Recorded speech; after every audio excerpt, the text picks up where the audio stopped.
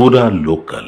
వరంగల్ పట్టణం ప్రస్తుతం జలదిగ్బంధంలో చిక్కుకుంది. మోంతా తుఫాన్ ప్రభావంతో కురిసిన భారీ వర్షాలకు వరంగల్లోని పలు ప్రాంతాలు నీట మునిగిపోయాయి. ప్రధానంగా వరంగల్ నగరంతో పాటు హనుమకొండ, కాచిపేట్ ప్రాంతంలోని పలు కాలనీలు చెరువుల్ని తలపిస్తున్నాయి. వరంగల్ హనుమకొండను అనుసంధానం చేసే హాంటర్ రోడ్డులో బొందా వాగు ఉప్పొంగడంతో వాహనాల రాకపోకలు నిలిచిపోయాయి. ములుగు రోడ్డు వద్ద నాలా ఉధృతంగా ప్రవహిస్తుంది.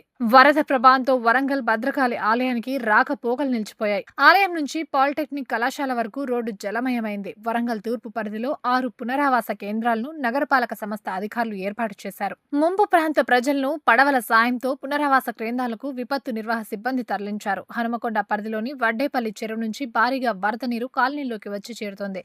దీంతో జవహర్ నగర్ కాలనీ, గోపాల్పూర్ 100 ఫీట్ల రోడ్డు జలమయమయ్యాయి. కాజీపేట నుంచి హనుమకొండ మార్గంలోని సోమిడి, గోపాల్పూర్ చెరువులు నిండిపోవడంతో కట్టలు తెగిపోయాయి. భారీగా వరద నీరు రోడ్డుపైకి చేరడంతో రాకపోకలు నిలిచిపోయాయి.